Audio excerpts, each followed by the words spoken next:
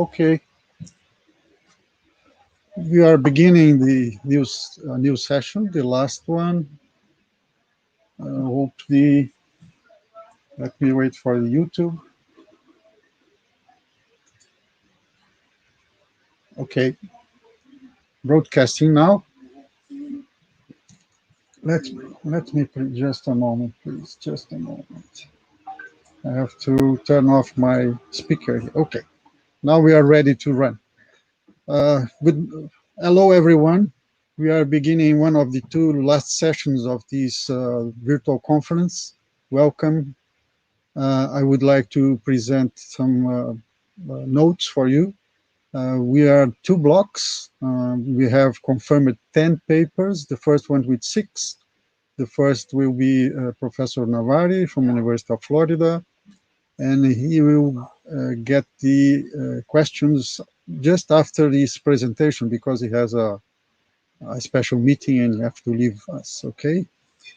Let's be. We have only a block of questions and answers after the first block of the other 5. Okay.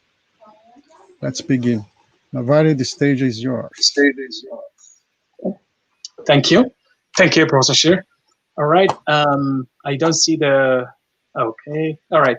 So good morning, everyone. So this will be the topics for our today presentation. So blockchain technologies, and so I'll be giving you introduction, and then go through the statement of problem methodology, and then finishing up with some conclusions. So we'll start by giving you, as I said, general introduction about what the yeah. Please next slide, please. Yes, next one, please. Okay. So yeah, so blockchain is defined as a digitalized, centralized ledger of data, assets, and all pertinent transactions have been executed and shared among the peers in the network. So the implementation of such concept really would bring a lot of benefit to the BIM environment. For example, the next slide. Yeah, so this gives you also, for those who are not familiar with what blockchain is. So blockchain is simply data being stored in a block, and the block has a header and a body, and then in the header normally data are encrypted from the previous block or blocks, and then you have the body which stored the history of transaction along with the actual data. Next slide, please. Next one, and then next one. Yeah, so this here summarizes the how the concept works. So you have the header, you have the body, and the header normally captures the data from the previous block in an encrypted format, and then along with the transaction history and the body. Next slide, please. Next one. Next. Next, yeah, okay. So maybe here's another important distinction we have to make between blockchain and distributed ledger technologies. So in the literature, you will see those terms used interchangeably, but it is really important to note that blockchain is just a simple one example of the distributed ledger technology. So there are other kinds of ledger within the distributed ledger technologies. Next slide, please. So they give you an overview of the different ledger technologies. So from central system, which is the current approach, and then you have the decentralized one. Next slide, please. All right. So, and then we know BIM represent really a key component of digital transaction in the EAC domains, promoting collaboration, trust, and streamlining data exchanges between the different disciplines. But as we know, BIM process now has several deficiencies. Those include, for example, problem in allocating responsibility, liabilities, overlap of roles, intellectual properties protection, risk distribution, and privacy, and also insufficient cybersecurity. Next slide, please. Next. Yeah. Next, please. So therefore, the aim of this work is to address this issue by incorporating blockchain process in the or the blockchain technology into the BIM workflow. Next slide, please. So this gives you here also a quick overview about the methodology, scope screening, and then finding the records interest and needed, evaluation, processing the information, and then devising the framework, which include BIM, and then the network, and also giving the results, and then will be presented by an example or a use case. Next slide, please. All right, so distributed ledger is based on distributed data stored on the different nodes on a peer-to-peer network, where each block is created at a predefined interval in a decentralized manner by a way of consensus algorithm. So a key here, the consensus or the trust approach. So in addition of the data being encrypted, also the way you add data is done through different consensus algorithms. So, and each platform, as we will see in the next slide, has a different consensus algorithm. Okay. So these are the key components of the DLT: distributed consensus, immutability, data persistence, and provenance, distributed data management, and accountability and transparency. Next slide, please. So this here, quick, again, overview, probably hard to see, but it's in the publication. So the main one are Bitcoin and the Ethereum, Corda, multi-chain, and then the IoTA, which is the Internet of Things application. So this one is a private network and device specifically for managing, devices, the Internet of Things.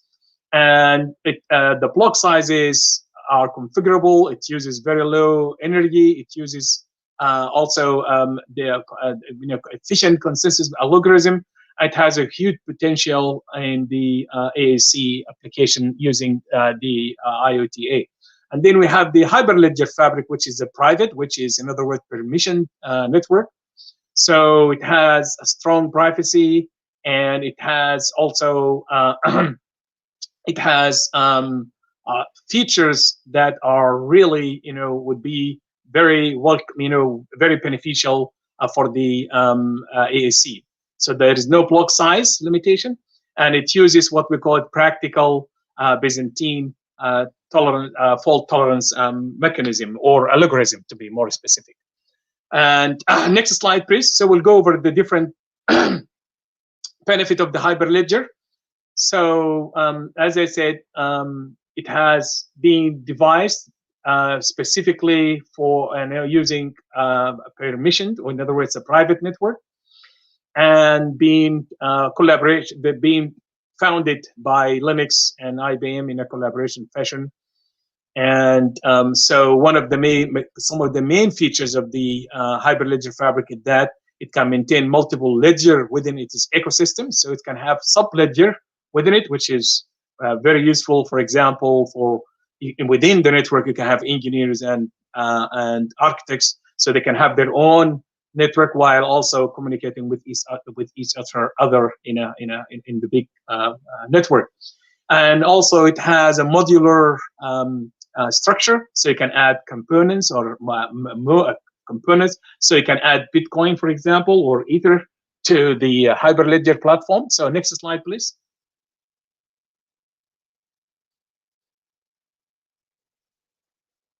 So, so as I said, it allows for cross-industry open standard platform for blockchain, so to transform the business transaction.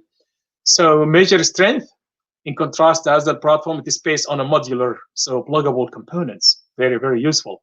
And then also it allows for, as I said, sub-network within the main peer-to-peer network. Next slide, please. So here are the main elements of the Hyperledger element. It has membership services, which allow for enrollment, and also has consensus services. As I said, is based on the is based on the the sorry, yeah. So based on the practical Byzantine fault tolerance approach, was known as a BPFT, and that one usually is really very efficient, very secure, and it has also a chain surface, which is simply the smart contract. In other words, it is a business logic. That way you can have your business logic right there. Okay, next slide, please. Next slide. Okay, thank you. So, so this here just listing the problems with the current BIM process, cybersecurity, and then the unsuitability for integrated model, and then delegating task, accountability, overlap of roles and responsibility, absence of legal framework, and this, next slide, please. So, all right. So here we're gonna, use, in this proposal, we're gonna introduce the Hyperledger fabric within the BIM process, and I'm gonna use here the automated code compliance checking as a use case. So we're gonna, utilize the secure identification and authentication and transactions that will help secure the network, secure the data, and also use the encryption as another layer of security and resiliency in a peer-to-peer network. So, and then the next slide will show you the use case. So here we're, using the BIM model, will be encrypted, IFC XML, and then will be, as I said, sent to, in the network, requesting, checking the model against building code. And the building code is stored also in a computable language, along with the checking code, or the checking mechanism or checking engine. So both those are in chain code, where we call the smart contracts. So once that being sent to the node, the specific node, and then being authorized to add the model. Back to the previous one, please, if possible. Just 1 second. Yes, thank you. Your time is over. So we're almost done. Please, yes, go to. Okay. Yeah. So and then will be checked and then sent back to the authority. Will review the result and send it back. Okay, thank you. Next slide, please. Next slide. So yeah. So as I said, this is based partially on the generalized adaptive framework, and using an IFC. And the next slide, please. So in conclusion, the DLT offers, a lot of, benefits, such as immutability, transparency, reliability, and trust. So that all will help the BIM framework a lot. Next slide, please. So there are different types of DLT, but the Hyperledger fabric, I think, is the most promising one. And next slide, please. So as I said, the multi-signature protection and the transparency of the database will, improve the database in BIM, and also, enhance the process and create very secure in terms of cybersecurity, encryption, and trust. And that will help a lot in terms of using the automated code checking in a virtual format. Next slide, please. So, as I said, in conclusion, the example illustrates really the potential of utilizing a new type of a network and a new framework that allow BIM to be used within the new or innovative blockchain system using the Hyperledger platform. Thank you. Okay, thank you, Navari. If the guys have any questions, please send an email to Navari. And thank you for your presentation. Sure. Thank you. Thanks a lot. The second presenter will be Jennifer Lee. I will put him. Okay. Hello. Hi. Hello. Just arrange this new. Okay. Marshall, please. upload. Okay, you are ready. Here it is. Please. I think this might be an older version, but I can work with this, it's fine. So thank you very much, Professor Shear, and also to Prof. Nawari for the slides earlier. So my presentation is around the proposal of a framework that would look at increasing traceability of built assets, particularly for maintenance and operations of built assets. My colleagues, Prof. Mohammed Qassem and Richard Watson worked with me on this project. So if you can move to the next slide, please. So the overview of this presentation will just be looking at the drivers of the framework. I'll talk you quickly through the different aspects of the framework, so the systems and the proposed entities, to be able to understand then when I show you the framework how it would all fit together. And then we'll look at the different benefits and potential requirements for implementing such a system. So the increased need for traceability really came from Grenfell, or it was recognized and kind of became like a hot topic in the UK and I think around the world as well. And I think a lack of traceability is down to limited digitalization that we have across the industry. And it's also one of the biggest concerns with regards to BIM.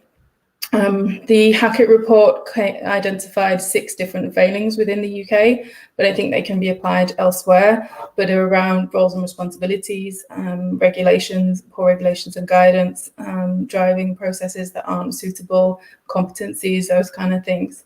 So what I'm looking at doing is creating some kind of ecosystem that would look at increasing traceability across built assets, that is kind of driving the enforcement of compliance, but that also delivers a digital record and uses technology to kind of deliver these things as one kind of integrated system.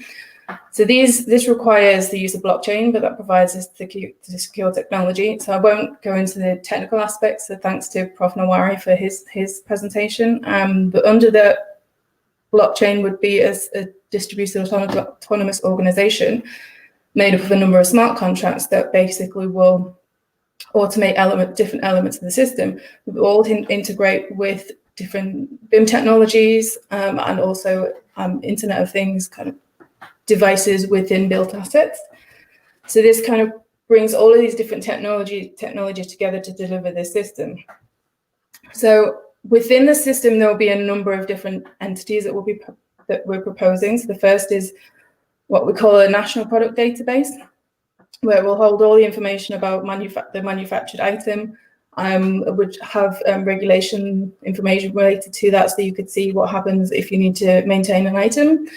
The construction certification organization is focused on compliance of individuals and their competency to deliver the work. The decentralized autonomous organization is really about the automation. And then the e-marketplace is this kind of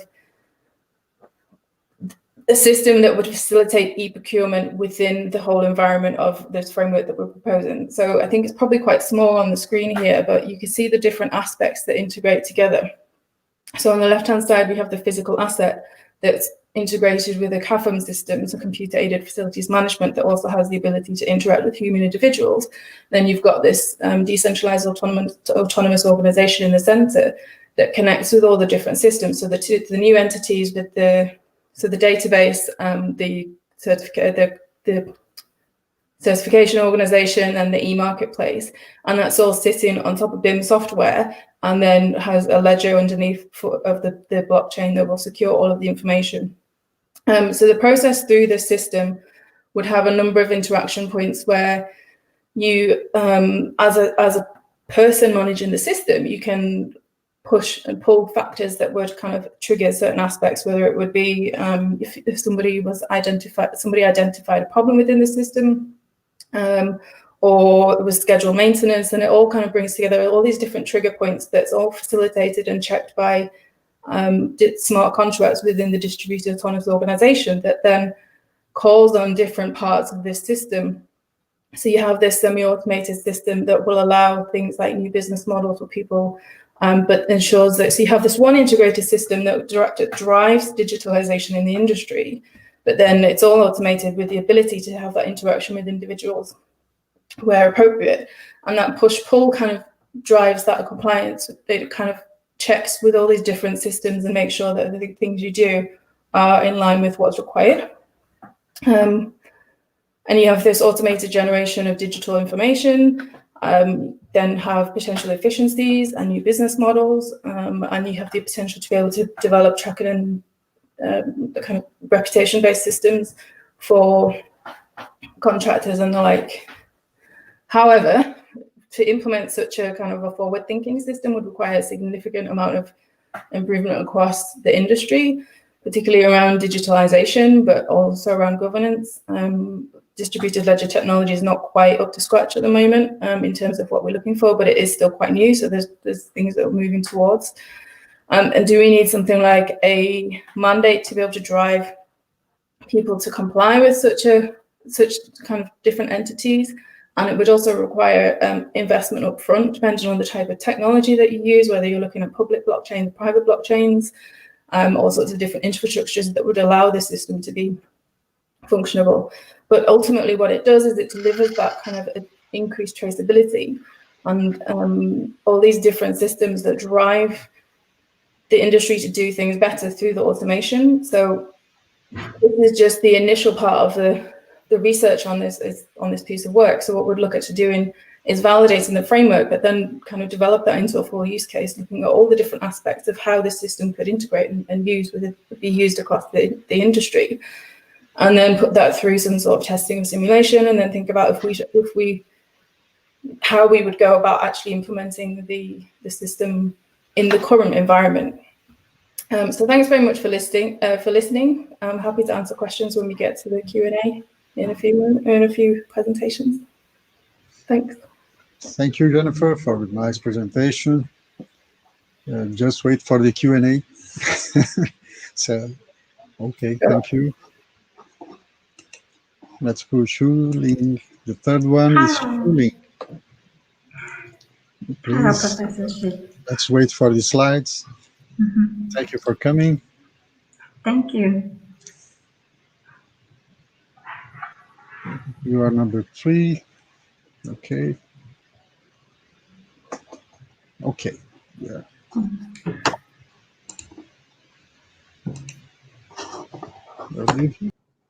Thank you. Hello, everyone. Welcome to my presentation. I'm Shu-Ling Ye from University Bochum, of the chair of Professor König. Today, my presentation is the framework for automated building in the construction industry using BIM and smart contract. Next slide, please. The reason why we want to propose such a framework is the preparation of construction contracts and the building are still done in paper form. In this way, construction structures are complex and non-transparent. Construction accounting is time-consuming and error-prone. Payment claims are difficult to verify. But luckily, new technical solutions are available for the digitalization of the construction industry, which can also be used in our framework. For example, building information modeling, linked data, smart contract, and blockchain. And then you might ask me, why smart contract? As an application of blockchain technology, smart contract can be reliable and security. Smart contract enable trusted transaction to be carried out without third party, which means it can be efficient and independent. Contain if-then rules, it can be automated. The framework architecture, which can be seen in the right-hand side of the figure, if-then terms are removed from the construction contract and only stored in the smart contract. Payment-based data from construction contract are stored in the BIM contract container, which you can see in the red circle. Building model in BIM contract container is a digital payment plan designed by us, which contains building units with total price and due dates. Bill of quantities with quantity takeoffs itemize the cost of material, parts, and labor.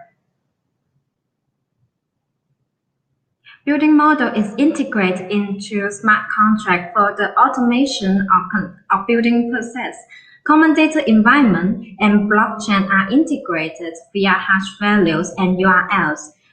User interactions between client and contractor via apps and smartphones. The construction contract of the framework is showing in this figure. Certain aspects are removed and only stored as links in the construction contract. BIM model, BOQ with QTO, and building model are stored as a BIM contract container. The BIM contract container follow information container for data job schema. The file structure you can see in the figure is store all the payment-related link data for the framework. Next slide, please.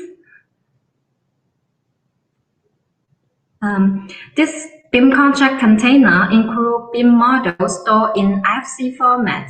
BOQ with QTO generate based on GAP XML schema, which is a German standard. Building model designed in XML format, and the linkage among them stored in RDF format. The XML schema of this building model is showing in the figure. A building model contains one or more building units. Each building unit contains one or more construction work items with a total price and a completion date. The building process in each building unit can be shown in this figure. The client would firstly initial building units and set up the smart contract logic. Contractor can then start construction work. After finish report completion, the client can then check and report the result. The bank of client can then execute the payment automatically based on the tracking result and the smart contract logic. The bank of the contractor can then confirm the payment.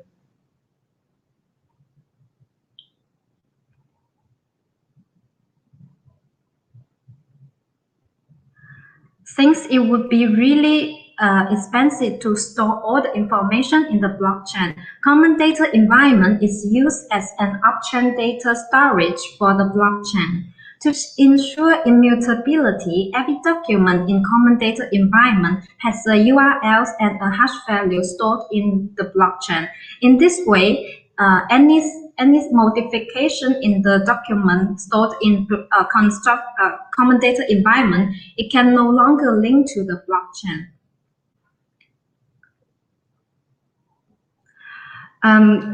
For the user interaction, we provide two tools. One called Smart Contract Setup tool. In this tool, the user can load the BIM model and the BOQ, including QTO, from the common data environment, generate the building model based on the BIM model and the BOQ, generate BIM contract container and upload it to the common data environment, define smart contract rules and policy, deploy the agreed smart contract into blockchain.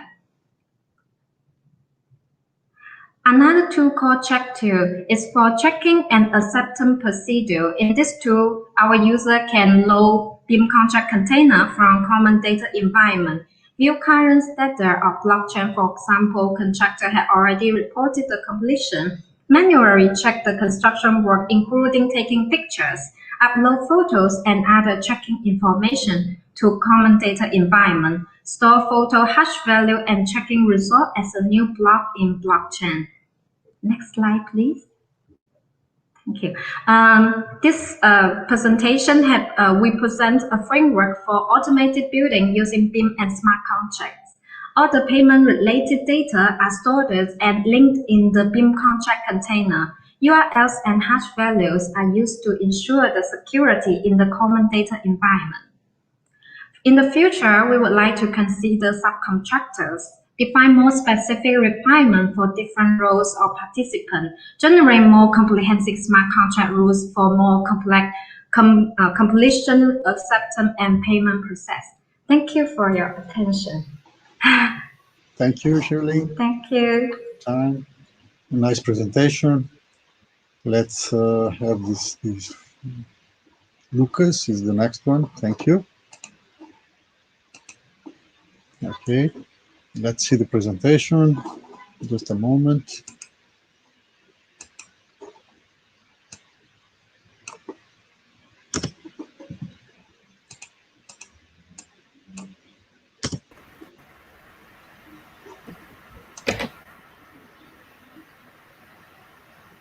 Almost.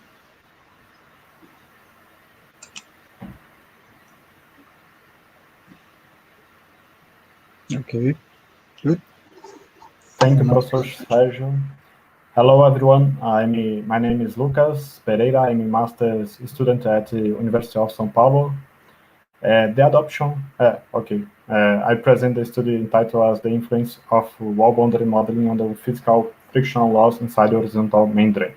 The adoption of water-saving practices results in a reduced flow rate inside building drainage networks, which might compromise its self-cleaning performance. The water flow in building drainage systems is a non-linear phenomenon that involves multi-phase free-surface flows. Simplified analytical or semi-empirical approaches have been proposed to predict the flow within pipes, but in order to investigate more complex scenarios, particle-based numerical methods are a promising approach. They adopt a meshless Lagrangian formulation that is capable of accurately simulating non-linear free-surface flows. In the conventional implementation of particle methods, solid wall boundaries are modeled by discrete particles. A smoother representation of the curved geometries using particles requires very high resolution, otherwise it may cause abnormal flow near the wall boundaries. Aim to investigate the influence of boundary wall condition on the free surface inside a horizontal pipe. Two wall boundary conditions were studied: the traditional particle wall modeling, shown in Figure 1, and a polygonal mesh modeling, shown in Figure 2. The particle method adopted in this study is moving particle semi-implicit, MPS, which was proposed by Koshizuka to simulate incompressible free-surface flows. MPS is a fully Lagrangian meshless method. Since mesh is not required, the main advantages are simulation of free-surface flows with complex geometries and large deformations, multiphase and multiphysics phenomenon. This video shows an example of MPS capability to predict the flow inside a horizontal pipe. In the original MPS, the solid wall is modeled using at least 3 layers of particles. In this model, all domain, fluid, and solid are discretized by particles. An alternative way to model the solid is the adoption of polygonal mesh. Here, fluid is discretized by particles and the wall is modeled by polygons. In the left, a simulation of a water collapse using traditional particle wall, and in the right using the polygon walls. The results are very similar. The case is used to compare the boundary conditions is a horizontal pipe of diameter of 5 centimeters, length of 1 meter, and the constant inflow and outflow at the end of the pipe. 3 inflow heights were simulated: full section, half diameter, and a quarter of diameter. In order to monitor the water level in the pipe, 2 probes were placed at a half and 3/4 of pipe length from the inflow section. The duration of the simulations was 20 seconds. 3 distances between particles were simulated: 5, 2, and 1 millimeter, representing the resolutions 10, 25, and 50. The video, in the next slide, the video shows the results of simulations with particle wall in the left and polygon wall mesh in the right for our resolutions, and inflow height of 1/4 of diameter. The water levels computed using the particle wall modeling are higher than those obtained using polygon wall modeling. At 10 seconds, we can see that the hydraulic jump is formed in the simulations with particle wall. On the other hand, in the simulation using polygon wall, the free surface profile is smoother and independent of the resolution. Also, higher flow velocities and lower water levels are computed. The images in this slide show the water level series in sensor 2 for each inflow height, and all simulations. The void markers represent the particle wall results, and the filled markers represent the polygon wall results. After the simulation reached the steady state, the results using particle wall increase with the decrease of the distance between particles. From the results with polygon walls, the water levels are almost the same for all distance between particles, showing good convergence. Comparing both models, the water level using particle wall are much higher than using polygon wall. In this slide, the image shows the mean water levels computed at sensor 2, 1 and 2, after 10 seconds for both boundary modeling, and 3 inflow heights. Considering the polygon wall modeling, the water levels computed at both sensors are very close, independent of the resolution. In case of particle wall modeling, the mean water levels at sensor 1 are higher than at sensor 2, due to the rough representation of the inner pipe wall.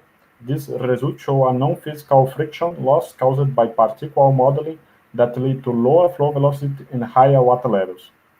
In summary, the convergence was not reached for the simulations with the particle modeling, which requires higher resolution models and demands much larger computational resources. On the other hand, more accurate results are provided by the simulations with polygon wall modeling. I would like to thank CAPS for the support, and thank you for watching. Thank you, Professor Sergio. Thank you for this nice presentation. It's a different topic for this session, but is welcome also. Thank you. Thank you.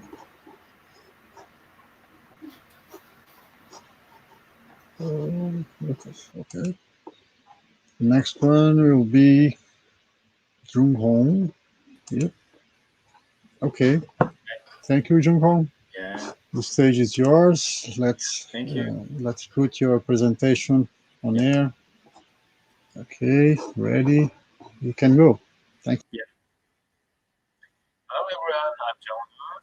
Thank you all for taking time out of your busy schedules. I'm going to give you a presentation about an overview of state-of-the-art technologies for data-driven constructions. Before we go any further, please allow me to introduce myself shortly. I'm a PhD candidate at the Rico School of Construction Management at the University of Florida. Could you please back then? Yeah. And then the outline of my presentation is as follows. Please next slide. Productivity and efficiency problems are common in on-site construction. According to TrackVR, around 50% of the construction managers still utilize the traditional document-based method to obtain important project data. However, recent advent of new technologies leading the construction industry into a data-driven environment. Our investigation falls into 5 categories, such as data acquisition, security, analysis, highway, and realization. These areas are critical to data-driven environment of the AEC industry. We use the Google Scholar Web of Science to find articles related to the terms of state-of-the-art technologies, data-driven construction, AEC industry. Categories such as data acquisition, data analysis were extracted by the trends, clustering of technologies reported in the article and web pages, and then we try to find use cases. First, in data acquisitions, the technologies can reduce human errors and secure large data faster, more accurately, and more affordably. IoT, RFID, WSN, drone, 3D scanning technologies are increasingly used and making a shift from a document-driven process to a data-driven one. As you know, the speed of the adopting Internet of Things on the construction industry is slower than we think it is. However, its application continues to grow from the wearables to remote equipment system to asset tracking tools. RFID is widely used in construction supply chain management and applied to site safety. Wireless sensor network is kind of Internet of Things. This network collects indoor temperature, humidity, air quality, brightness. It is critical for smart building. Now, drone technology has grown to the point where they replace engineers. Drones are used for surveying, building facade inspections, to name a few. With a combination of 3D point cloud scanning and beam model, we can inspect the progress of the construction and detect the clash among the processes.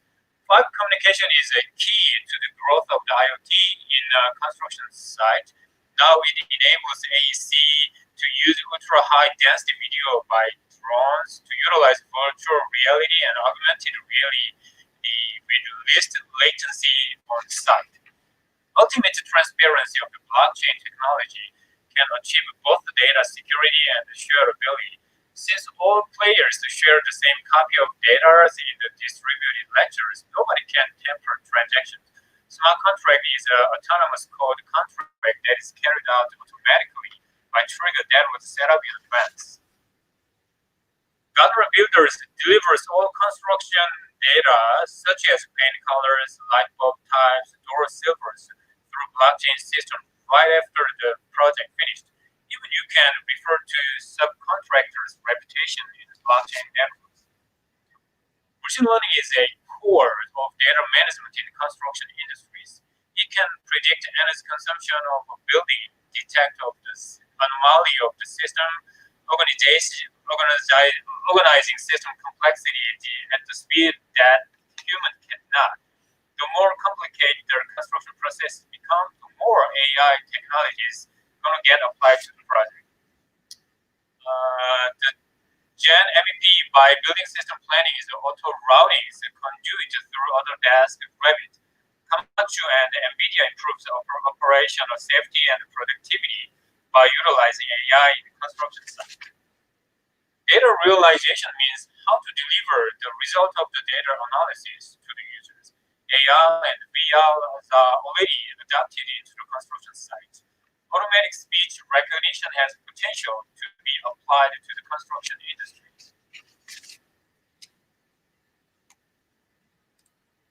In safety training, real safety training got better results compared to conventional training.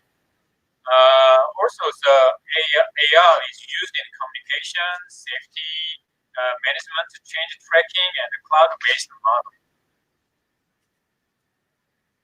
Automatic speech recognition and the beam combination can inspect the process and control cost, time, and project management. When wearable computer becomes common, ALS technology can help construction workers improve their safety and productivity since they can overcome technology literacy and language barriers. In the transition to data-driven environment, digitizations can get a chance to destroy the traditional AEC's project management jobs, and data-driven environments can cause a shift from a current professional-oriented market to client-oriented market. According to the Subramanians, L&T Group reaped the benefit from the data-driven construction process. 25% increase in equipment fuel efficiency, 55% in worker productivity, 10% in plant machinery productivity and utilization. A wide range of state-of-the-art technologies are applied to AEC industry. The wave of data-driven environments becomes self-evident. So further study is needed for productivity and efficiency of data-driven circumstances in construction industry. Thank you for listening. Thank you, Jungkook. A nice presentation. Let's leave the stage for the other one. Thank you. Yep. All right.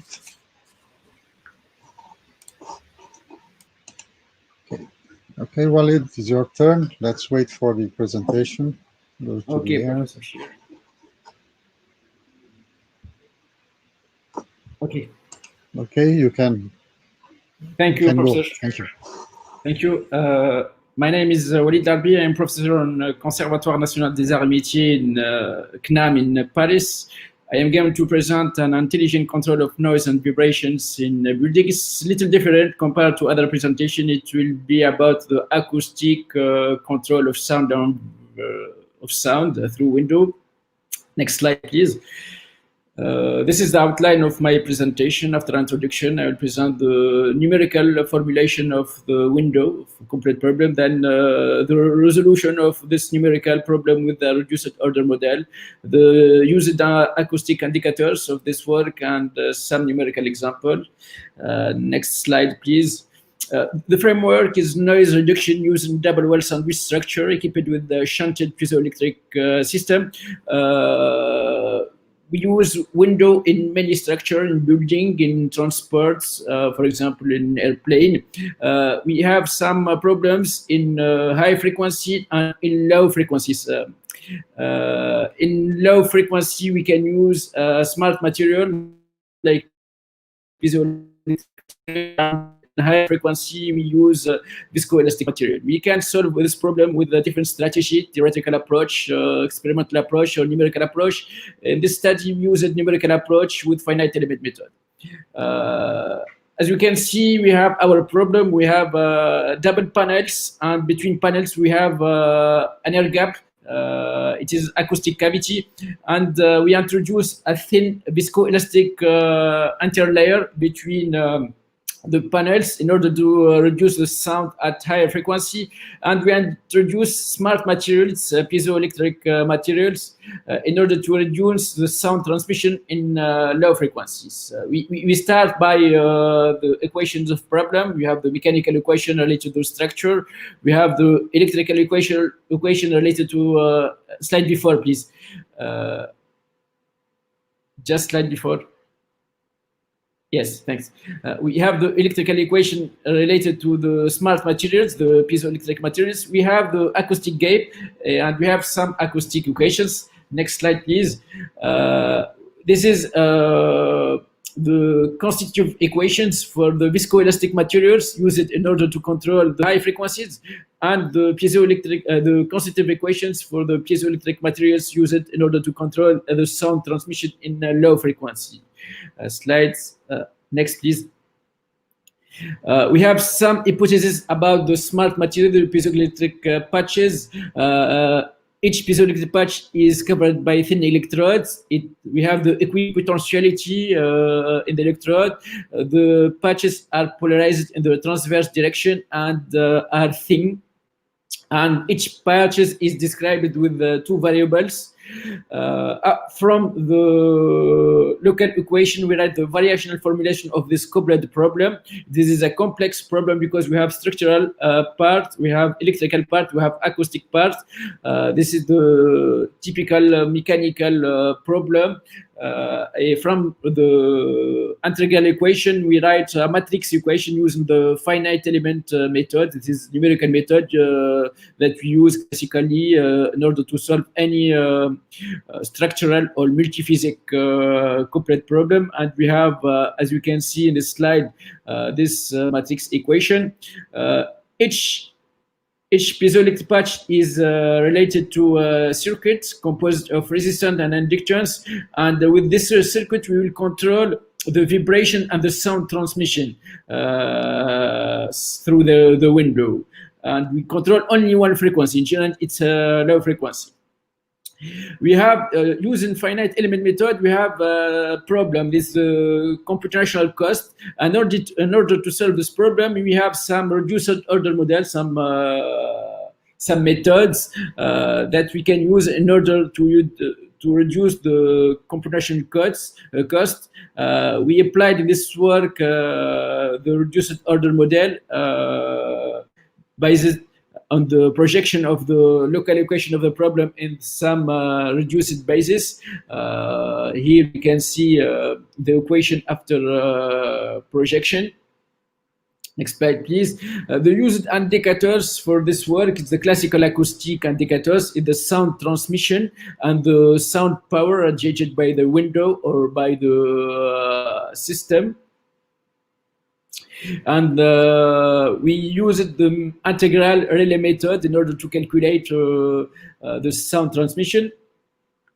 Finally, I present this example. We have a window composed of two panels of glass. Each panel is a sandwich panel with interlayer, viscoelastic interlayer, used in order to enhance security and control the higher frequency.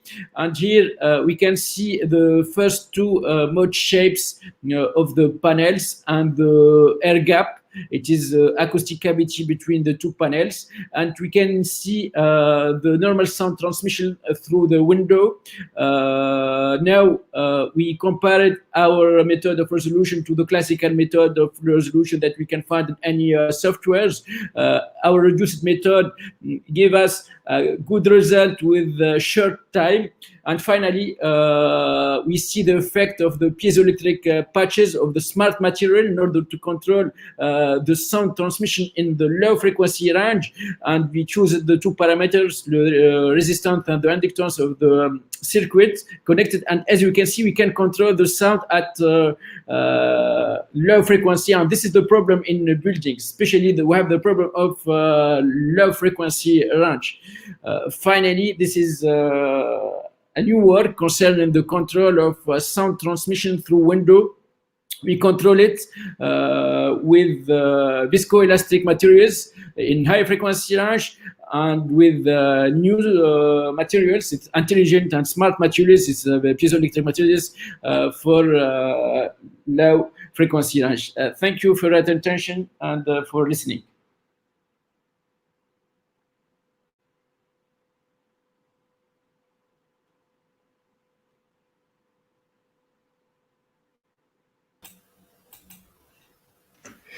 Let's put the others on stage, Jungkook and Jennifer.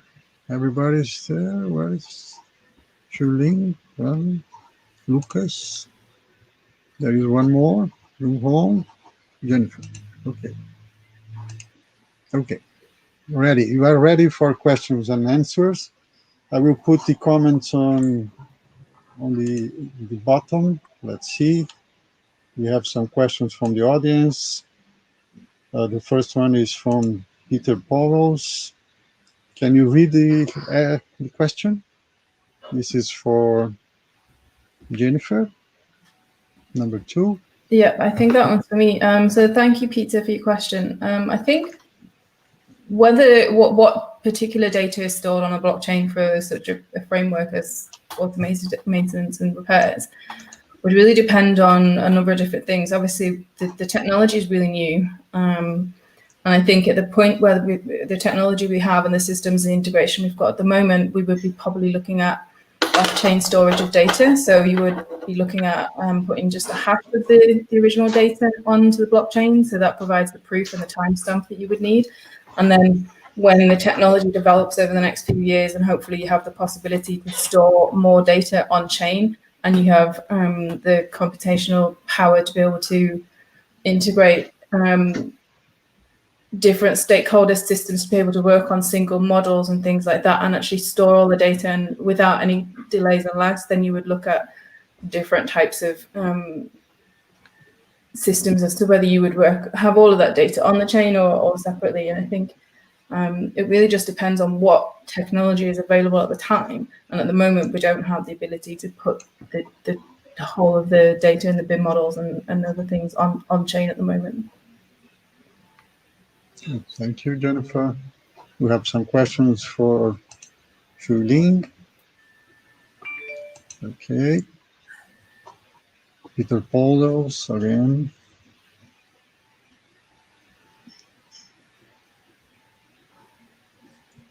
We are not hearing you. Please turn on. Okay, sorry. Okay, thank you, Peter, for the question. So currently, in fact, we are working on the smart contract description logic language, and we are trying to use the PMN, for example, to transfer it into smart contract programming. In this way, any shareholder doesn't have to know programming. We would do everything for them. So. Okay, we have two questions more for you. Okay. Let me show Jakob Betzt.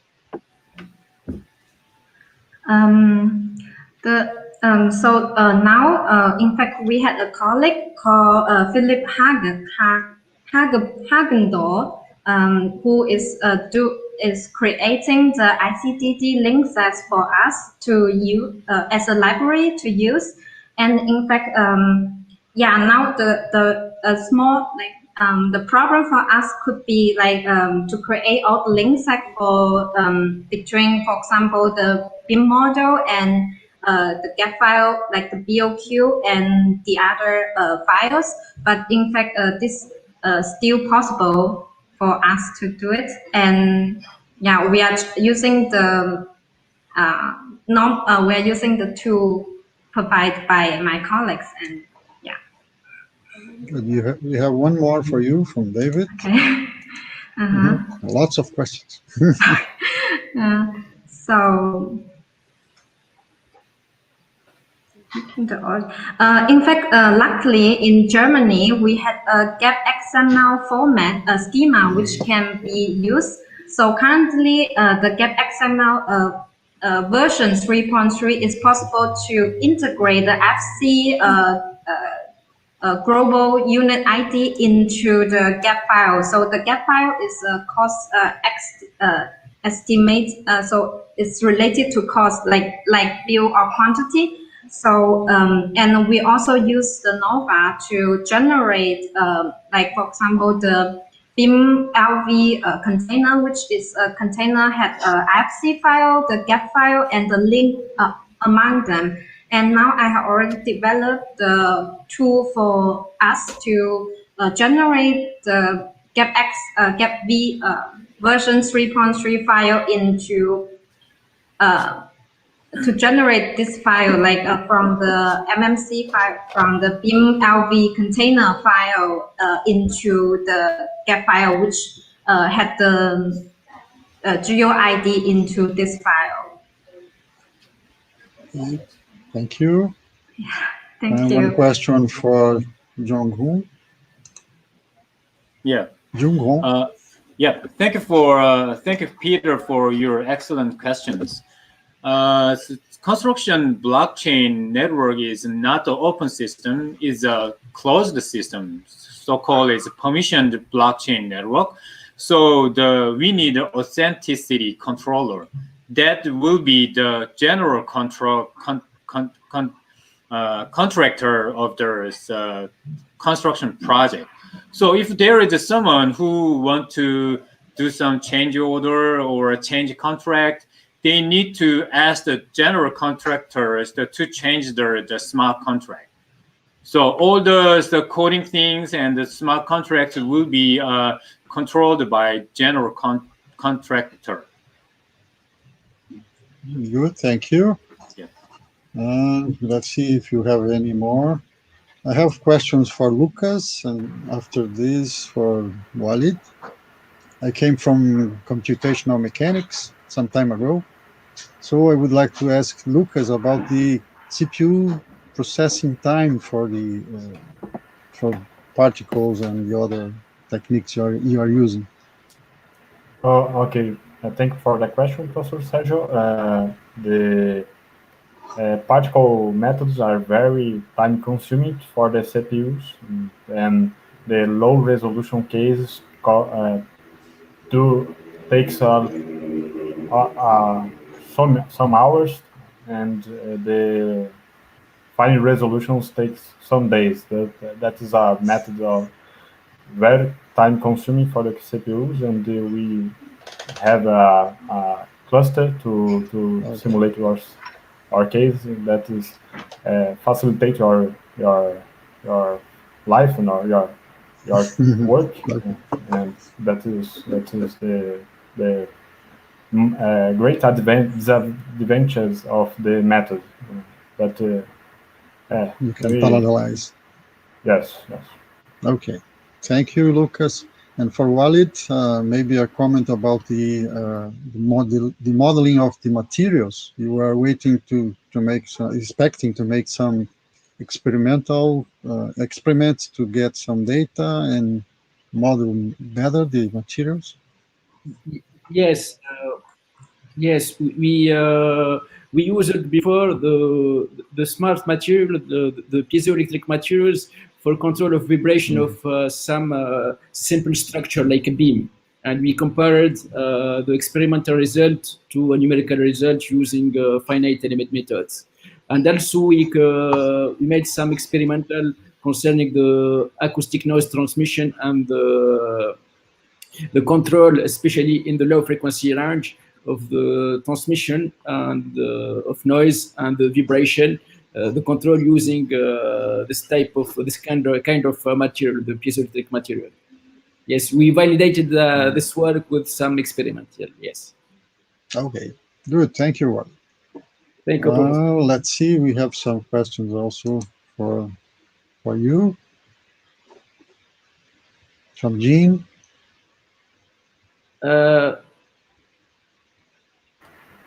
But we have the fluid here is the fluid here is the fluid between the two panels of glass. It is static. We don't have a fluid flow.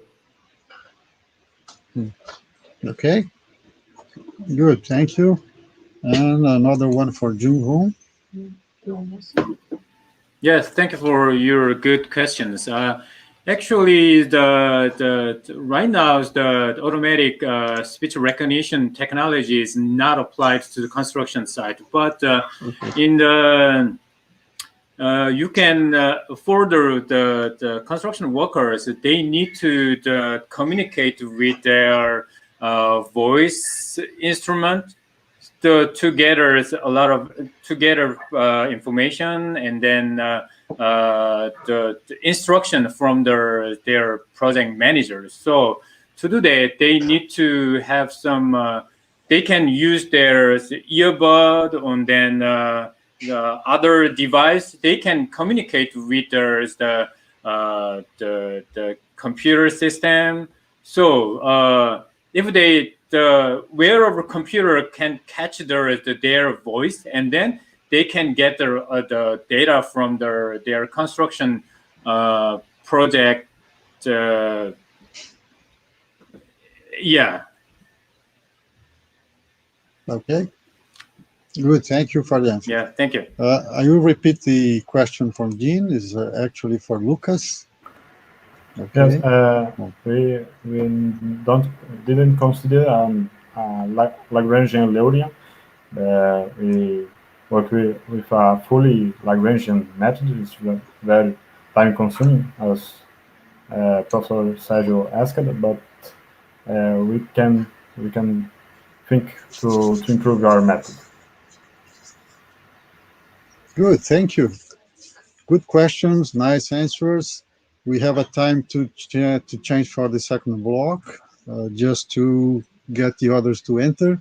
I will ask you to leave the stage and the backstage also, and we will prepare the second block. Thank you very much for your answers and nice presentation. Thank you. Thank you. Thank you. Bye. Bye-bye. Bye. Okay, let's see, Jen and Beda. Let's wait a bit for the others, okay? We need Michele Thomas for the... Hello, Beda, how are you doing? I'm good. Professor MacArthur, Dr. MacArthur. Nice to see you. You too. Yeah, some of the guys didn't like to appear in the camera. Sometimes. Okay. Mustafa is the last one. Thank you for coming. Okay, thank you, Mustafa. I don't think we have your presentation. I can share my screen. If that... Okay. Beda and you will share the screen. Okay. Marcio is ready. Let's see. Ekaterina is the other one. Yes, hello, Ekaterina. Hello. It's just waiting for the first one, Michele. She sent the presentation. And Leila. Okay, Leila. Okay. Is the second one. Thank you. And hello. Hello again. So Michelle is the first one. We have 2 minutes for her. If she appears, okay. And we have all the presentations if Michelle appears. So we are the final block of this conference for this session. Please welcome. You have the, let's say, combined style of presentation, and after this Q&A block for you to answer the questions of the audience, okay? Let's wait a bit. It's nice to have all of you in perfect and nice pictures. I almost make a grab this picture. You are too kind. Yeah, good. It's very okay. I don't know where is Michelle.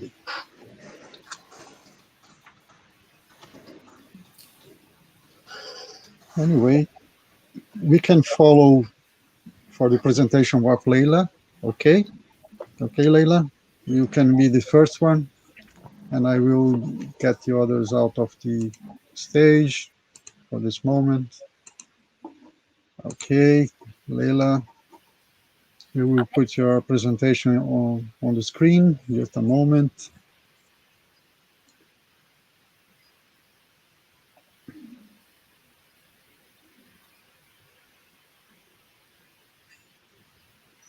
Okay, okay, here it is.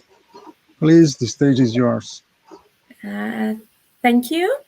Thank you, Professor Shear. Hello, everybody. This is Leila. I'm a PhD student in construction engineering and management at University of Alberta. Today, I'm going to talk about our paper around quantifying the resource interactivity utilization efficiency through simulation-based scheduling. In an industrial fabrication shop, jobs from different clients and projects are generally performed simultaneously. Skilled trades are employed at a fabrication shop to process different projects. They are shared between different workstations, while all the stations and skilled trades are shared between the activities.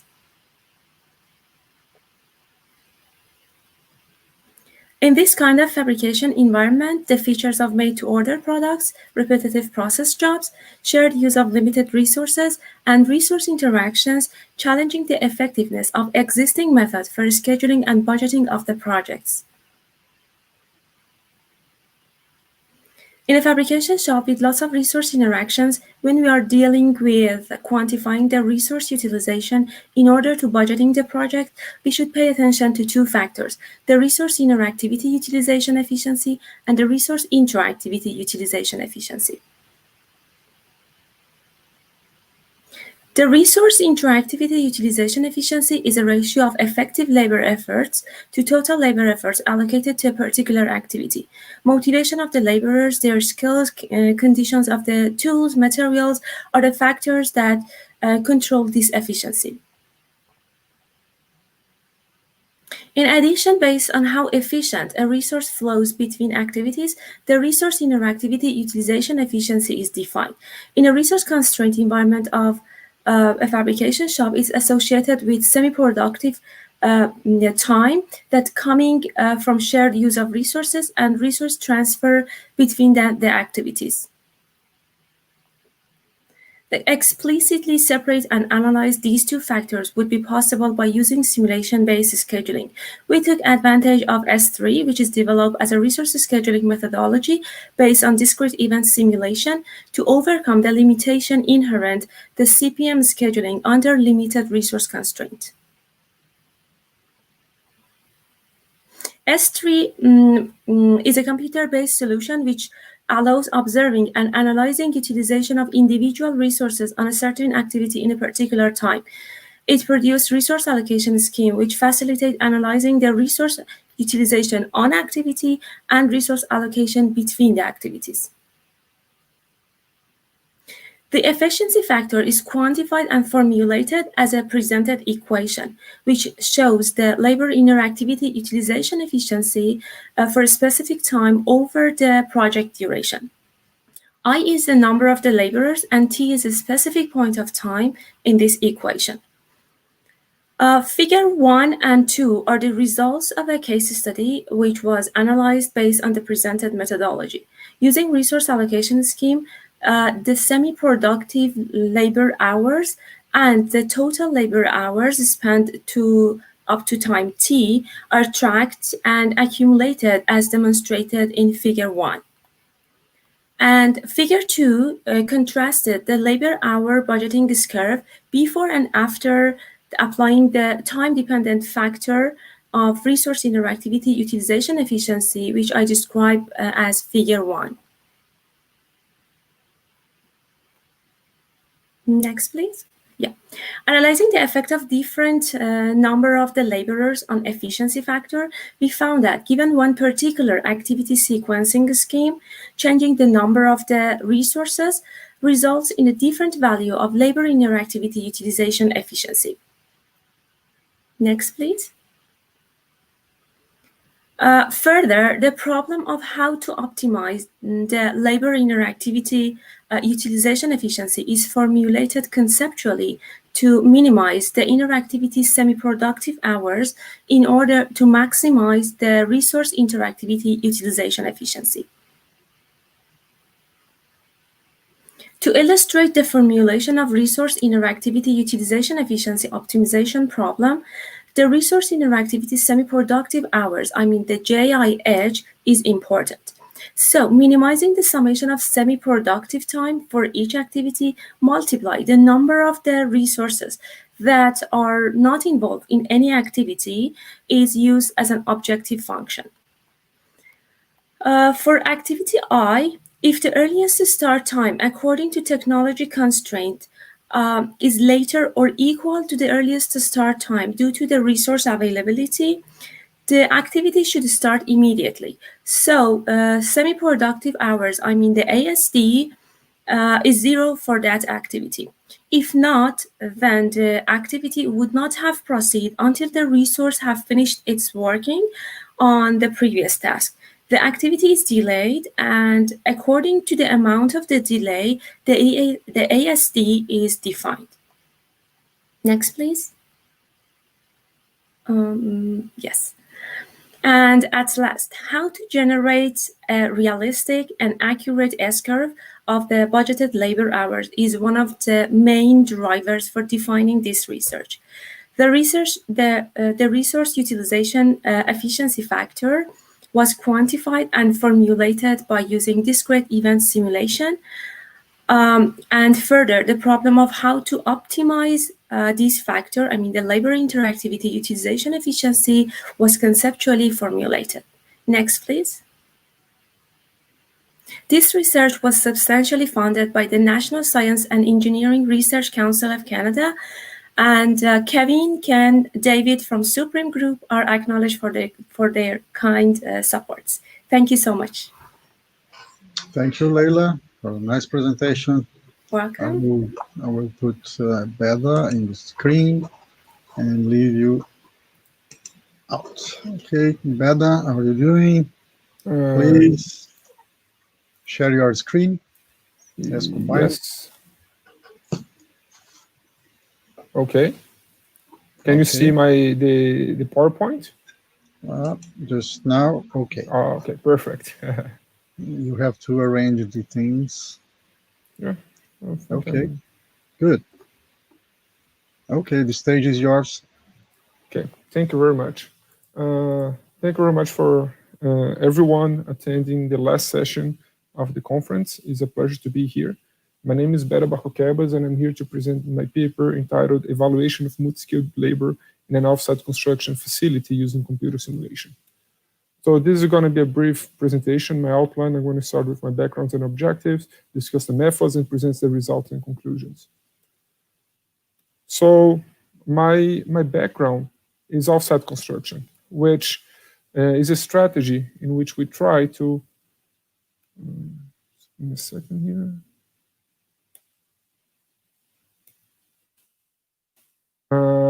In which we try to prefabricate as much as we can building components in a controlled environment, such as a factory, and we assemble these building components as much as we can for its final installation on site. So this is a part of the production line that we're addressing today, and this is the final product. We have wall, roof, and floor stations starting at the same time separately, and then they're after they're built.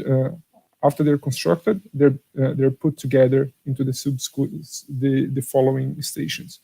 So you have a big change in the culture and a big overhead, because suddenly you have a factory to pay for. So you have to pay for amenities, roofs, and shelter, and etc. So this facility, one of the problems is we have bottlenecks in their earlier stations because each product is different. So since we have fixed laborers and manual work, each station is going to be a different duration, and then you're going to affect the following stations. In order to try to balance this production, we propose to use multi-skilling to balance this production. One of the barriers for this is that you have a high cost of training. You have increased rates for labor because now the multi-skilled workers, they want to get paid more because they can contribute more to the production line. And overall, there is a lack of evidence that this investment is paid off, because in multi-skilling, we've been investigating multi-skilling construction for years now. It has positive results, but in offsite construction, in this different environment, there is not a clear evidence that we have a good return against the investment. So what is a multi-skilled labor? I want to start by explaining what is a fixed labor. Fixed labor is a worker that doesn't move from station to station. He stays in his same station. He's very specialized in his station, and it's more of a mining its own business mentality. Whereas the multi-skilled worker is a worker that can move between different stations and has more proactive mentality. So he has extra training. He's more expensive. He wants to get paid more, but he can float between different stations to balance the overall production. So multi-skilling offsite construction is a balance between indirect cost, you have a big overhead, labor costs, different productivities, and we want to measure its impact by simulation. So this is my methods in the paper. You guys are free to ask me about and to check the paper, but we use a combination of discrete and continuous simulation to provide a time and cost trade-off between analyzing different scenarios where we try to use more multi-skilling. Those are our results. So this red line is my baseline, where I don't have any, this is the validated simulation model where I don't have any multi-skilled worker. So it's just fixed labors. And all the scenarios in which we use multi-skilling outperformed the baseline in terms of cost and time. Where our minimum cost scenario is the one where we add 2 multi-skilled workers to the production line, in which they move around each station for better to balance the production. And we have also another scenario in which we're training 2 existing workers into transforming them from fixed laborers to multi-skilled laborers, in which they get trained and they learn different skills along the way.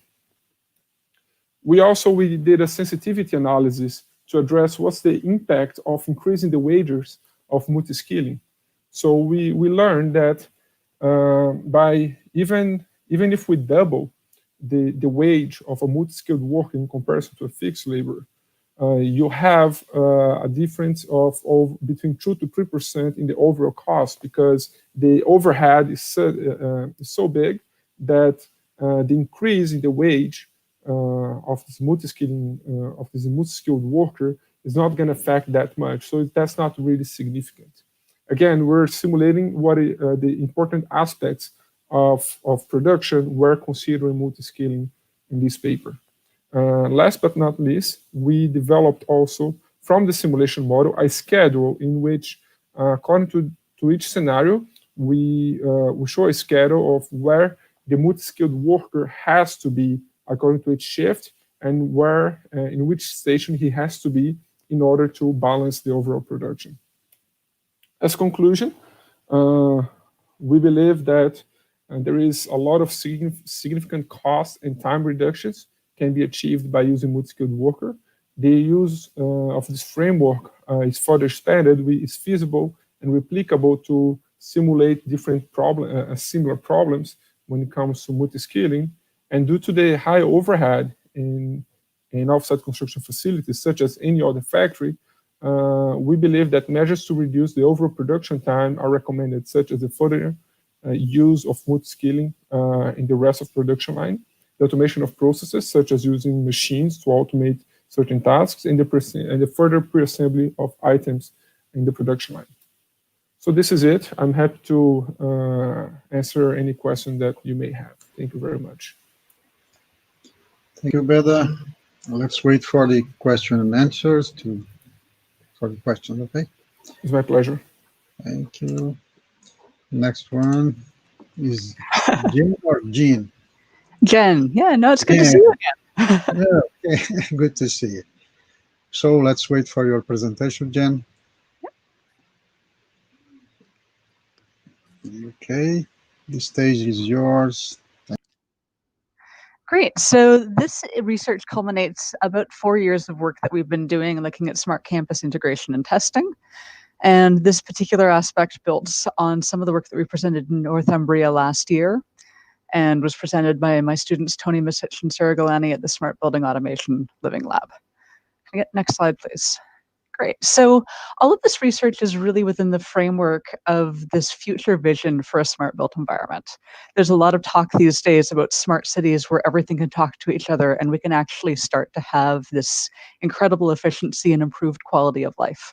But there's a lot of different pieces that need to fall into place for that to happen. And one of those is smart buildings. So we've got smart grid, smart transportation, smart infrastructure.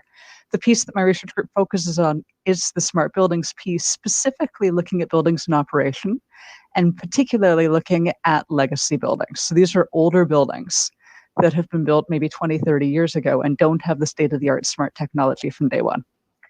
Now, this is a huge problem. This is a map of Amsterdam, but it could be basically anywhere in the world. And you can see that the majority of these buildings are not brand new. We have a lot of existing building stock. It's not as efficient, and the systems that are running it aren't designed for connectivity. So the question becomes, how do you actually connect to them?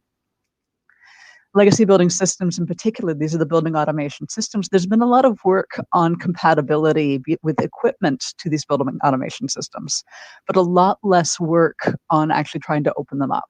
So the older systems, everything that you see in red is actually encrypted.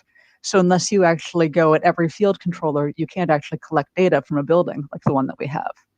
So our research objective is to do a full building scale test of data streaming from a building automation system into a cloud that will have an analytics environment to support smart building application development, which is the other thing that my research lab does. Now, we have a data streaming strategy that we've developed. We have a hard connection from the building automation system through a portal that was created as a contract requirement. So we did cheat a little bit in terms of getting into an existing building's legacy system. That's pre-processed on a Python server on a Windows machine and sent through a VPN onto an Elasticsearch cluster, which hosts the data points. Now, the first challenge was accessing the legacy system. So we actually had to work directly with the BAS vendor to actually create a backdoor. So there's a BACnet streamer service that was implemented, and this is available on a lot of systems if you pay for it, to output points to a buffer at specified change of values. So we actually specified different ranges for everything in the building. Once the change of values come in, they're written into TCP packets, and we use the TCP/IP protocol because it actually verifies that the packets have been received at the other end. And we use MD5 hash codes to give unique IDs to avoid any duplication in the database. This is the time series database. Now, because we are hard connected to the network that's actually running the university campus, the university was very concerned. So this is a one-way connection with the firewall. So there was a lot of complexities about actually having to have a physical device tied in and not actually being able to use any sort of web technologies. So everything's a physical connection. Now, to make sense of the data, when you actually look at the points that are actually being collected, they're mapped to the network identification. So it's down to the network automation engine and the field controller. That doesn't really mean anything when we're trying to map it into a BIM. So we have to be able to actually change the system context and actually developing a query strategy. So our case study is a new building that actually opened in September of this past year. The president actually gave extra funding for enhanced data collection. So there's a lot of additional building automation system points that are going to let us do some tests on occupant behavior and gamification of sustainability in the residential tower. The data acquisition system is a Johnson Medicine system. So it was closed, but we did have a design assist contract in place for that extra data collection. And that actually helped us to be able to develop the actual streaming as well. And a lot of the field controllers have generic BAS devices, whereas other ones are equipment specific.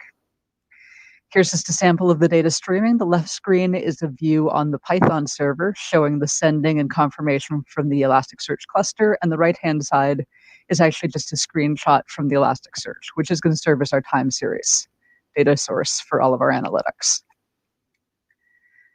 Now, the next step since the paper was submitted, we've actually been looking at developing a relational model so that we can actually develop appropriate queries. So we could say, give me everything related to a chiller or every point in the building related to cooling in a way that's a little bit simpler than just manually tagging every single data stream that comes into the Elasticsearch. So we're using these network context IDs as our linking key. If you were at Newcastle last year, you might recognize this Dynamo script. This is a time navigation script for FM data.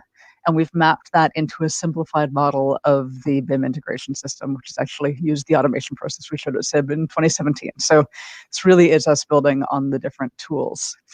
Now, our goals, once we get this data, is to support two different streams of smart commissioning research, fault detection and diagnosis, which we're using the building automation system generated points to diagnose, and model predictive optimized control. And it's actually data-driven optimized control to actually decrease energy consumption and carbon emissions.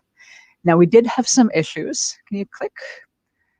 And this Windows server actually started to crash.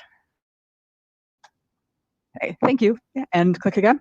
And it's been replaced with a Linux cluster that's actually running Kafka and buffering it through to Cassandra for time series data storage. It's a sparse matrix. It's going to be computationally more efficient. So this research was funded by NSERC in Canada, similar to Betta's previous research in the first paper, Fuse Forward, who is our industry partner, and the Ontario Research Fund. So looking forward to the question period. Thank you very much. Thank you, Jen. See you. Okay. Let me introduce Ekaterina, and let's wait for your presentation. Okay, it's going. Okay, you can go. Thank you. Thank you. Thank you, and hello to everyone in their respective time zones. My name is Ekaterina, and I'm an assistant professor of the Department of the Built Environment at Aalborg University. And today I'll present our paper on semantic enrichment of association rules discovered in operational building data. Next slide, please. Yeah, so at this point, I think we're all aware of the rapidly increasing volumes of monitored data and, of course, the variety of machine learning algorithms that allow us to identify pattern trends, anomalies, and furthermore, then that makes it possible to cater to high-level decision-making in relation to energy efficiency, sustainability, and so on, and then reach that desirable, actionable knowledge. However, meaning is not explicit in building performance insights discovered by algorithms, and then that requires the domain experts to actually contextualize and interpret it. And then to enable reuse, it has to be also machine readable and implemented in knowledge-based systems. And as I said, of course, machine learning allows us to discover patterns, trends, regularities, or irregularities, while semantic techniques allow us to represent the built environment formally and retrieve knowledge according to domain-specific requirements, thereby while relying on the reconciliation of both approaches. So the objectives of this research is to enable the semantic enrichment of discovered building performance insights by the use of semantic annotations and classifications retrieved from domain experts through a linked database crowdsourcing mechanism. And at the end, we compare with an alternative direct graph analysis approach. We got ourselves a use case, which is a single-family passive house, for which we have a 1-year period of sensor data.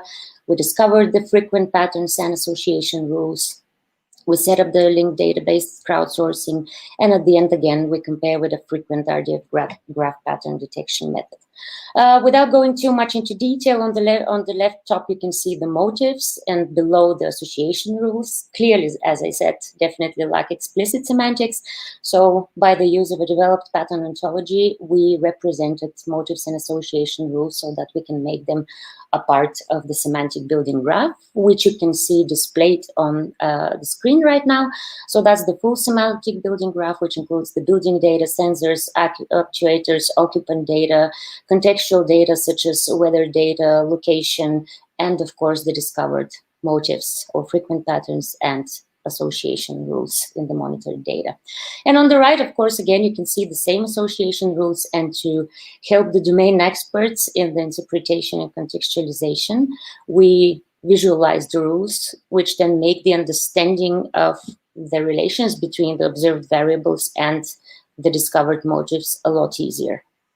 So why do this? Well, because machines have clearly significant limitations when we're talking about highly contextual data, and algorithms can identify patterns, but they cannot distinguish the meaningful ones. So we rely on that tag team approach where we pair the pattern recognition capability of machines with the actual domain expertise of humans. And we rely on what we call information pooling as a crowdsourced mechanism, which collects the aggregated contributions from users, knowledge, predictions, trends, and different kinds of information inputs. And those inputs are also collected and stored in the semantic graph. And how do we collect the input? We, first of all, model the users through the use of the friend of a friend ontology. And to collect the reviews, we rely on the schema.org ontology, which has the creative works, reviews, comments, and vote counts. And of course, additionally, is also possible to create agents, date created, or just enrich with metadata. And at this point, of course, we have the reviews, but those reviews or input from users are not semantically enriched yet. So we rely on semantic tags to be able to annotate and classify that expert input. And for that, we use the most usual causes for the appearance of patterns and trends in building data. And the crowdsourcing mechanism, as I said, at this point, we have the reviews and the inputs. They are annotated and tagged with the tags, but we still don't know which association rules are the meaningful ones. So there we rely on the crowd and the review upvoting and annotation review cycles over again from the different users. And just to change course a little bit, we can see that we can discover rules and enrich them through the user's intervention, so we're relying on it.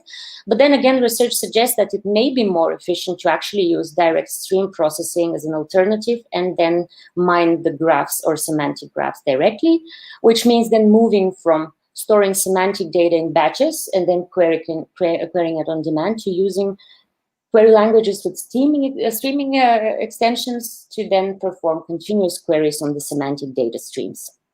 And then further on, what I'm going to actually give an example for is a frequent graph pattern discovery in here, which relies strictly on the predicates and on the uniformity of the graph. So each graph can be represented as a star-shaped directed graph for which we can create bit vectors based on the predicates, and then the predicate hash table recording the predicates and their indices, and then the actual graph pattern with the decimal value of the bit vector. So looking into a snippet of the graph here, it has the temperature and the humidity observations. We can see that, yeah, the uniformity is there. Also in terms of ontological representation, so what varies there is the actual measurement values. So using that methodology, we can create the bit vector for the temperature observation, and we can, of course, extract the pattern from the stream with its frequency and an occurrence, which would be then our first pattern with the frequency of 1, as it would be the first detected. And just to conclude quickly, well, of course, the semantic approaches allowed us to use the crowdsourcing mechanism and further enrich association rules with semantics. But of course, that relies on the expert crowd strictly. And of course, we can account or should acknowledge the variance in those kind of contributions. So with that, I would like to thank you for your attention, and I look forward to the Q&A. Thank you. Thank you, Ekaterina. Nice presentation. Thank you. Let's put the room available. Thank you. And the last presenter of this session is Mustafa. Thank you. You will share your screen also, okay? Let's combine it. Are you ready? Okay. Good. Okay, you can go. Thank you. Yeah, thank you everyone for attending. This is Mustafa Al-Adami. I'm a PhD researcher at the University of Huddersfield. And today I'm going to talk about my research, a real-time approach to evaluate occupants' thermal comfort in the indoor environment. And this research is basically devoted myself and Professor Jungkook and Dr. Elhamdul Zaldan. So I'll start first by introducing the background and the importance of the topic about energy consumption in buildings. There are several facts about the buildings that account for approximately 24% of energy consumption in the world. Buildings in the EU are responsible for 40% of energy consumption and 36% of greenhouse gas emission, which is mainly steam from construction, usage, renovation, and demolition. In operation, buildings consume up to 84% of total energy use. Energy used during building operation causes around 90% of environmental impact. So in this research, basically, we are focusing on the operational stage, and the reason we have this high energy consumption is because of the heating and cooling system in the buildings. So thermal satisfaction is highly important, but basically by occupants and has substantial impact compared with other thermal comfort needs. And thermal comfort competition system is it's consumed around 50% of total energy consumption, especially in non-domestic buildings. Nowadays, we have like a several assessment and rating program worldwide, like a BREEAM, LEEDS, and also we have many energy simulation tools to predict and improve energy performance. However, we are still facing several unexpected factors that affect energy performance and occupants' thermal satisfaction. Building performance analysis application have focused on the evaluation of a specific design based on static uniform indoor environment, but we live in a dynamic environment, so that would make thermal sensation experienced by occupants in building unstable, complex, and nearly impossible to evaluate. Here comes the objective of our research is basically we develop an approach to measure occupants' thermal comfort in the indoor environment and predict energy use in real time. And this would help us to understand thermal comfort implication on building energy performance, save energy bills, improve indoor thermal comfort, mitigate building impacts on the environment. So this approach basically we have two models, thermal comfort model and energy prediction model. We developed both of those models, and in the next slide I'm going to talk about both of models in detail, and also how we integrate both of those models to achieve the purpose of the research. So first we start with thermal comfort model, which is adapted from ASHRAE standard 55. Basically, it's also based on finger thermal comfort model. So we have 4 environmental variables and 2 personal variables. The environmental variables are the temperature, radiant temperature, humidity, and air velocity. The personal variable, metabolic rate, clothing insulation. In our model, basically, we are fixing the metabolic rate and clothing insulation based on the activity of the space, and also based on the time of the day, because that also can help us to identify the clothing insulation. And for the environmental variable, we use IoT sensor to collect these data. The second one is the energy prediction model. For the energy prediction model, we have the energy model. Also has like a fixed variable, like a wall, door, window, type of the heating, ventilation. And we also have like a dynamic temperature, humidity, and also we are running a batch simulation considering, which is 2100 simulated model, considering the change in temperature and humidity in that particular model. And this data, basically, we are generating a synthetic data, and this data help us to later on with using a machine learning algorithm to predict the energy consumption from the real data comes from the IoT sensor, which is based on the environmental data. So the prediction model, we have the synthetic data. We're basically collecting the indoor and outdoor for temperature, humidity, and air velocity, the MV value, and energy consumption. And with the help of the machine learning algorithm, which is the linear regression, we are simulating the model. So the overall of the approach the integration of both models. Basically, this is the overall diagram of the integration, which is based on ASHRA, again, ASHRA standard 55. And the main feature here is basically to evaluate occupants' satisfaction and predict energy use. The implementation approach. So we implement this in a PGR suite at the University of Huddersfield, and these are the settings of the space. But we also we need to find one of the problems is where we need to place those sensors, and we based when we are using ASHRA 55, the standard for this guideline, and also the seating plan of the space, and also we've run a CFD simulation for two extreme times of the year, in the summertime and the winter time. The CFD simulation help us to understand the temperature distribution. So with this guideline, basically help us to identify where we need to place the sensors, also or how many sensors we need to place in the space. Unfortunately, because of the virus situation, we couldn't complete the process. So we've tested and this is in the what is presented basically in the paper on using only 3 sensors, and we collect the data only for 1 day. But in conclusion, this is on the right side of the screen. This is the sensor we've developed, and also the conclusion is basically we have like a new approach to predict energy consumption based on thermal comfort, satisfaction, and evaluate predicted measure design measurement against the actual consumption, and also helps to in real time monitorize the of the individual spaces in buildings. And thank you for listening. Good. Thank you, Mustafa. Well done. Let me put the others in the stage for our Q&A. So, okay. Let's see the questions. If you have any questions to each other, please go on. I will put the first one for the team. The tutorials is for 10 is Jen. Oh. All right. Well, thanks, Peter. I appreciate your skepticism. The question is, are my results vendor specific or dependent on a backdoor with an extra fee?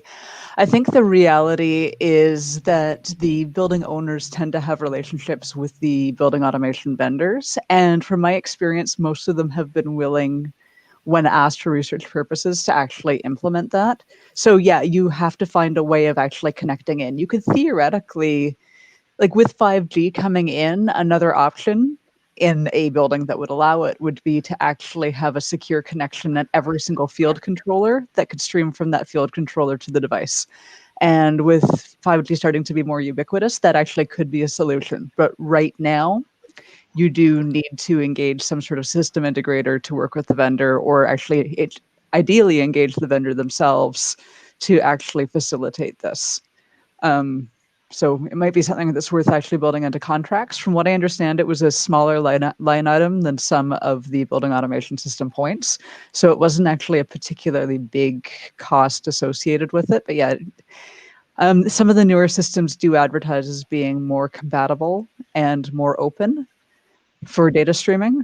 I know some of the more recent ones from Siemens, that is a feature that they advertise. And then there's some non-proprietary systems like Backpipes, which is kind of a Python-based BAS that if you were designing your own, you'd have it. But if you're using a legacy system, you unfortunately are stuck with the legacy vendors.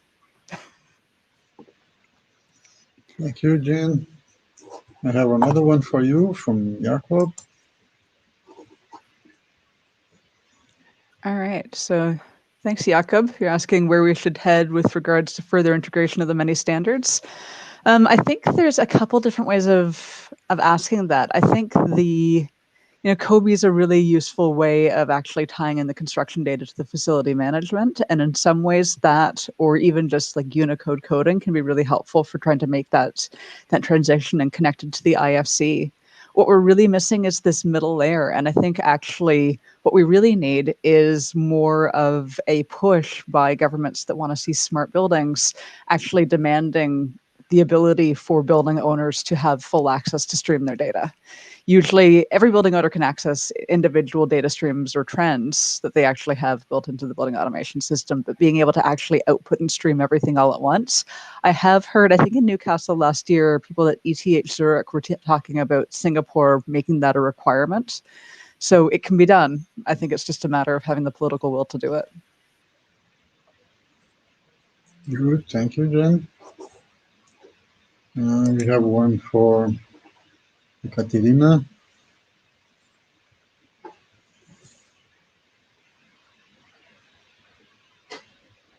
Your mic. I'm sorry. Okay. Yeah. I should also forget to remember to unmute. Yeah, for the first part, yeah, that's a good question. How do experts interact? Clearly one of the more important parts. Obviously, there has to be user interface built on top of what we're proposing, or that crowdsourcing mechanism, so that those user inputs can be collected. For the time being, that was out of scope of what we did, because that was, of course, the purpose, first and foremost, to create the infrastructure for collecting that input and being able to make it machine readable and usable. But yes, the interaction would, of course, be through a dedicated user interface. And for the second part, any recommendations for using link building data on new custom domains? If I understand this correctly, then that would be in the cases if, in the cases when, let's say, something is currently not within the link building data realm.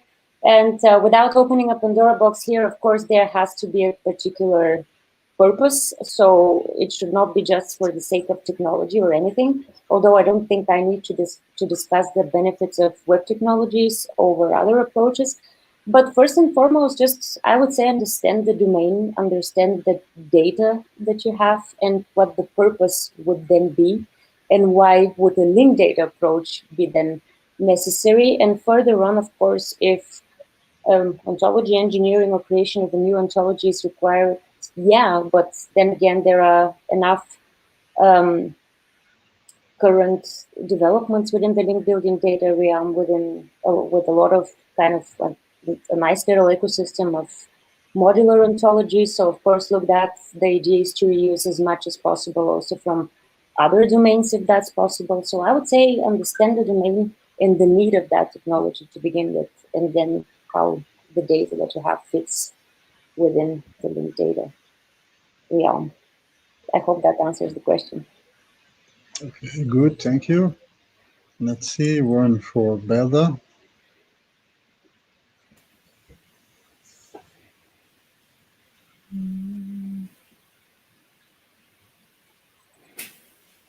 Okay, can I Yes, answer? please.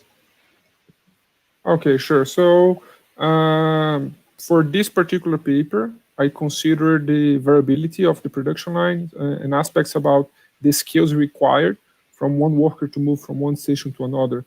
In fact, the journal paper that I'm writing about, I'm expanding this a little bit in terms of learning effects and learning and forgetting effects, absence, and also the impact of real-time data, where a worker, he's informing real-time data where he should be. So there is a lot of different aspects of production that you have to model and simulate. But as our industry, the construction industry, we don't generally have the culture of collecting data. So at the end of the day, it's a matter of getting to know what is important for you to evaluate and how you can collect this data in a reliable manner.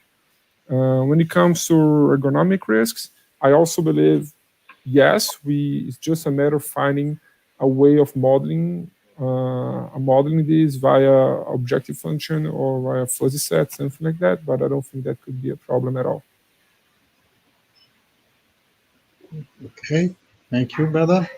There is a comment and question for Jen. All right. So it's worth noting that we haven't fully implemented the Kafka Cassandra workflow for the full-scale building, but this is a topic of research that I've been working actually with a colleague at York University in Toronto for about 3 or 4 years, and we've been actually looking at having the edge analytics onto Kafka. One of the reasons that we've liked to do that is that we can do some of the pre-processing on the Kafka system, so we can actually create more kind of summary data and actually get rid of a lot of the, we can actually provide more sparse data without actually losing a lot. So if you have a lot of repeated points, we could actually delete all of those intermediate points and bring that out.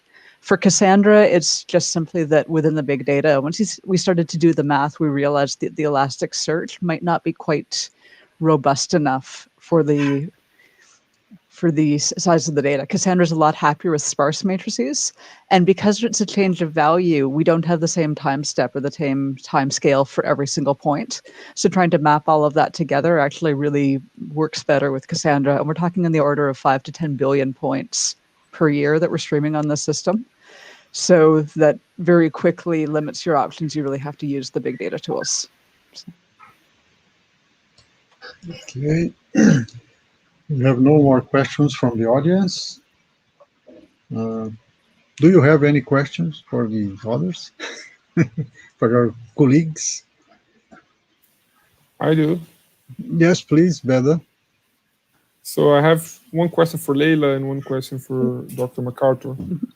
First, Leila, since you, I think our papers they have a similar approach, which is simulation. What do you think is? I believe there is plenty of simulation softwares around that we can simulate pretty much everywhere, anything. But in your perspective, what is the biggest challenge of implementing such concepts and technologies in real time, in real life problems? My question for Dr. MacArthur is regarding data security. So what do you think after, I believe the new paradigm for how we see buildings is learning from data, from real-time data from their buildings and improving its efficiency. But what are your thoughts about data security when we're streaming such a volume of data? All right. I guess I'll answer first. You might need to repeat the first question because I think I got lost in the first one. For data security, yeah, the smart buildings really are challenging because every single point is a potential exposure surface. The way that we've dealt with data security is that we have basically a hard line. So we have an Ethernet cable that goes from the BAS server to a computer with no internet connectivity other than a VPN that's been configured with a one-way connection to a secure server. And this is, government-rated, military-grade secure environment. So it's really by not allowing any other kind of infiltration onto the network. If we were to move to a mobile device, then yes, we definitely have to work at that. And there's some research that some of my Canadian colleagues, and actually hopefully if we get that grant, you guys too will be working together and actually looking at that cybersecurity question. I think it's going to be actually one of the biggest questions driving smart buildings in the next 5 to 10 years. I agree. Sure. What was your first question for the other person? Yeah, so I'm sorry for that. So there is a lot of, I don't think there is a question whether we can simulate any sort of event nowadays with the technology that we have. Working with companies and especially working in the construction industry, which is very labor intensive, is different. Collecting data from a worker bang like with a hammer is much more complicated than collecting data from a building that you have sensors and you have a structure and have a structure of data points flowing from one end to the other. When it comes to construction, on-site, off-site construction, we have a lot of variables that are not easily quantifiable. So I wanted to ask my fellow colleague, Leila, what, in her experience, what she thinks is important to manage to get technologies like simulation of processes in real and apply them in a practical manner on real-life problems for us to improve our processes. Yes, thank you, Beda, for your question. Actually, in the labor-intensive environment, the most important and the hardest part is the collecting the data, because most of the time they are thinking that we are evaluating their performance, especially when you are dealing with productivity and efficiency. So the first step is building the mutual trust, and then to collect the real data.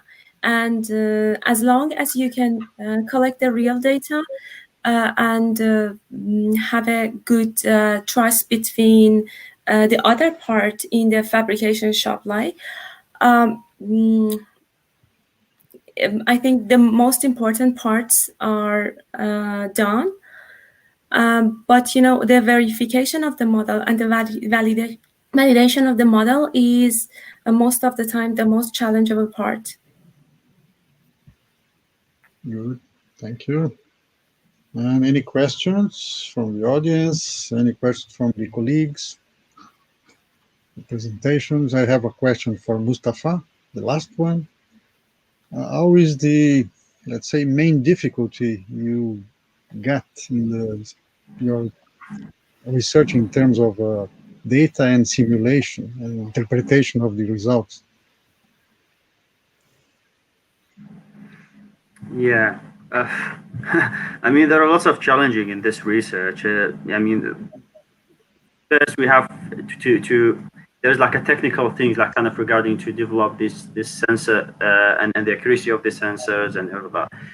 But the main challenge, I think, was the batch simulation, because we had to run a 2100 simulation to try to cover like a wide range of temperature, kind of the dynamic environment. Though we also use a batch simulation tool doing that based on Energy Plus engine. But most of the challenge comes like, I think, the integration parts, because we're dealing with a different type of data. So yeah, we are integrating lots of things, and everything is a cloud stored. It's more like a technical things. Okay. I realize that maybe Leila has some comments, because you have 10,000 points to collect data and interpret all of these things. Data and data and data all the time. Bunch of data every day. Exactly. Bunch of spreadsheets.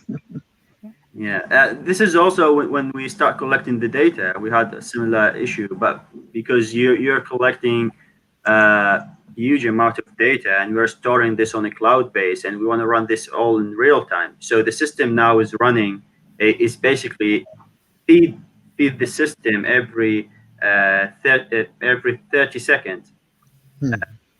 So yeah, you can imagine the amount of the data we're getting. How to deal with all of these things. Yeah. Thank you. Any comment? Oh, okay, we have another question from the audience. I guess the last one for Beda. Okay, so hello, Arhan. Thank you for your question. Yes, I use Symfony.net as a software for this paper, and I use Symfony because here at the University of Alberta, me and Leila, we probably took the same core course about simulation, and we use Symfony because it's software that's developed here at the university. So it's just a matter of preference. I use other simulation tools in the past, but for this particular case, I use Symfony. But I'm not a big proponent about saying that I'm going to use one specific software for the rest of my life. And it very depends on the problem that I'm tackling at the moment. I hope I can answer this. Yeah. Okay. So we think we are done. Thank you very much for your nice presentations, for your participation in this event. This is our first virtual joint conference. I guess it's the last session. And we are very tired.